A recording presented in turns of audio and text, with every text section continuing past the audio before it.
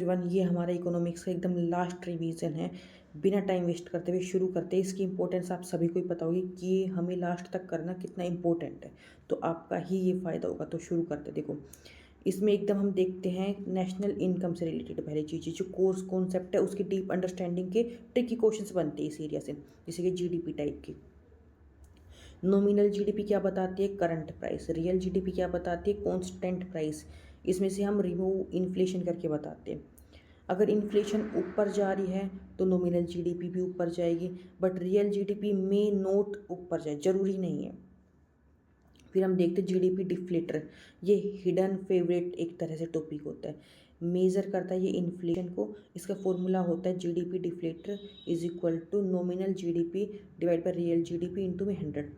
मोर comprehensive होता है CPI और डब्ल्यूपीआई से। फिर फैक्टर कॉस्ट और मार्केट प्राइस हम देख लेते हैं, इनमें क्या डिफरेंस है। ये इंपॉर्टेंट ट्रैप करके क्वेश्चंस बनते हैं।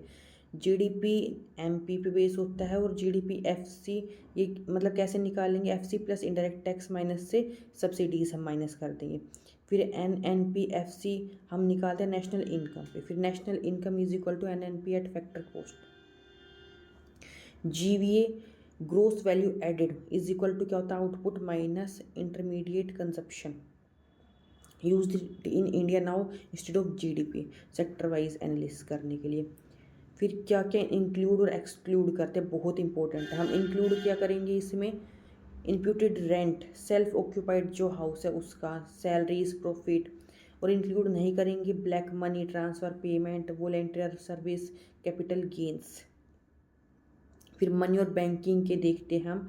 मनी सप्लाई, ये मेज़र इंडिया में हम कैसे करते हैं? M1 होता है currency plus demand deposit. M3 क्या होता है? M1 plus time deposit. ये मोस्ट इंपॉर्टेंट है, आरबीआई फोकस करती है M3 पे। फिर हम क्रेडिट क्रिएशन देख लेते हैं, कॉन्सेप्चुअल क्वेश्चन इसमें से बनते हैं। बैंक क्रिएट करता है money through lending based on fractional reserve system. More deposit मतलब कि मोर लोन, और फिर more money supply. Liquidity trap क्या होता है? Situation where interest rate is very low. फिर monetary policy become ineffective seen during recession. फिर हम देखते हैं मॉनेटरी पॉलिसी डीप एनालिसिस की। Inflation targeting done by monetary policy committee MPC। Member इसके 6 होते हैं, 3 आरबीआई के, 3 गवर्नमेंट के। टूल्स डिटेल में हम देखेंगे। रेपो रेट, आरबीआई लैंड करता है बैंक को, रेपो रेट ऊपर हो जाएगी, बोरोइंग कॉस्ट से फिर इन्फ्लेशन नीचे आ जाएगी। फिर देखो रिवर्स रेपो में आरबीआई बोरो कर रहा है बैंक से, रिवर्स रेपो रेट ऊपर हो जाएगा और लिक्विडिटी क्या हो जाएगी? नीचे आ जाएगी। फिर हम देखते हैं CRR versus SLR, very tricky है ये फीचर। हम इसके देखते हैं CRR और SLR के। देखो मेंटेन्ड बाय आरबीआई, ये SLR बैंक खुद अपने पास रखते हैं। CRR की फॉर्म कैश में होती है, SLR की कैश, गोल्ड, सिक्योरिटीज़, किसी में भी आप रख सकते हैं। CRR जो होता है वो स्ट्रॉन्ग होता है, क्योंकि देखो ये आरबीआई के पास है ना। स्पेशल टूल क्या हो गई? Open market operation, OMO, MSF, marginal standing facility, bank rate. फिर इन्फ्लेशन, इसके टाइप हम देखेंगे डेप्थ में। कोर इन्फ्लेशन क्या होती है? एक्सक्लूड करती है फूड और फ्यूल को। हेडलाइन इन्फ्लेशन क्या होती है? इंक्लूड करती है सबको। कोर इन्फ्लेशन स्टेबल ट्रेंड होता है। फिर फिलिप कर्व क्या होती है? इन्फ्लेशन जब ऊपर जाएगा तो अनएम्प्लॉयमेंट नीचे जाएगा, शॉर्ट रन में होता है, लॉन्ग रन में नो ट्रेड ऑफ। फिर स्टैग्फ्लेशन क्या होता है? हाई इन्फ्लेशन है प्लस हाई अनएम्प्लॉयमेंट, दोनों चीज़ है, वेरी डेंजरस सिचुएशन होती है ये। फिर फिजिकल पॉलिसी हम देखेंगे। बजट कंपोनेंट, इसके revenue budget, day to day expenses इसमें कवर हो जाते हैं। कैपिटल बजट में एसेट क्रिएशन। फिर डेफिशिएट, डीप अंडरस्टैंडिंग हम देखते हैं इसमें। फिजिकल डिफिशिएट इंडिकेट करती है टोटल बोरोइंग। प्राइमरी डिफिशिएट ये शो करती है current physical health. If primary deficit is equal to 0 तो borrowing only for past interest. फिर FRBM एक्ट ये कंट्रोल करता है फिजिकल डिफिशिएट को। टारगेट है इसकी 3% ऑफ जीडीपी। फिर एग्रीकल्चर के हम देख लेते हैं, क्योंकि ये HCS का हाई वेटेज है, क्योंकि हरियाणा मेन एग्रीकल्चर से ही रिलेटेड है। क्रॉपिंग सीजन देखो बहुत ईजी है, खरीफ, मानसून, राबी, विंटर, जायद, समर। ग्रीन रेवोल्यूशन की डिटेल, HYV सीड्स इसमें यूज़ हुए थे, इरीगेशन फर्टिलाइजर लिमिट है ये पंजाब हरियाणा वेस्टर्न यूपी तक ही रह गया था ज़्यादा इसका इम्पैक्ट। फिर MSP ट्रैप क्या होता है, इसमें सारी क्रॉप जो है कवर नहीं होती और गवर्नमेंट मेनली वीट और राइस पे ही ध्यान देती है। फिर इंडस्ट्री और रिफॉर्म्स हम देख लेते हैं। LPG रिफॉर्म आए थे 1991 में, लिबरलाइजेशन के लिए, रिमूव रिस्ट्रिक्शंस के लिए, प्राइवेटाइजेशन आया हमारा, रिड्यूस गवर्नमेंट रोल, फिर ग्लोबलाइजेशन आया ओपन इकोनॉमी के लिए। फिर डिसइन्वेस्टमेंट क्या होती है, government selling share in PSUs।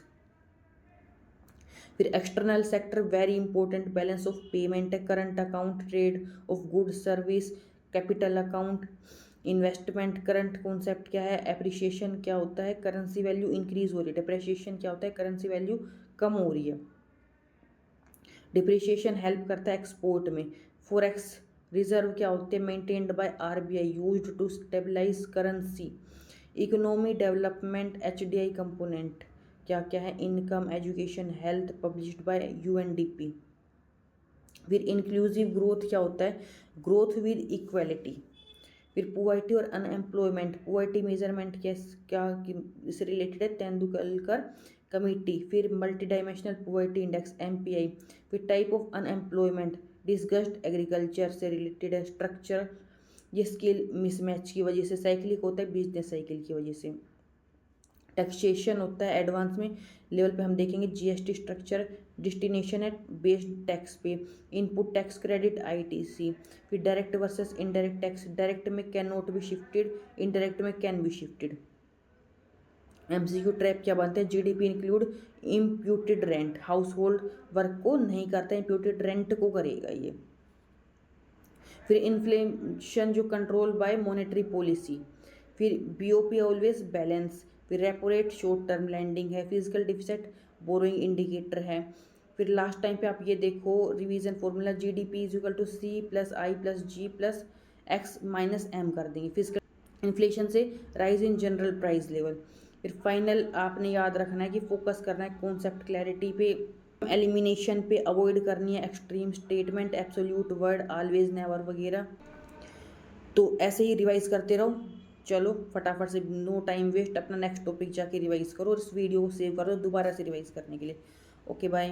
तो कंसिस्टेंसी बनाए रखें, रिवीजन करें, नोट्स बनाएं और हाँ, लाइक, शेयर और सब्सक्राइब करना न भूलें। अगले टॉपिक में मिलते हैं।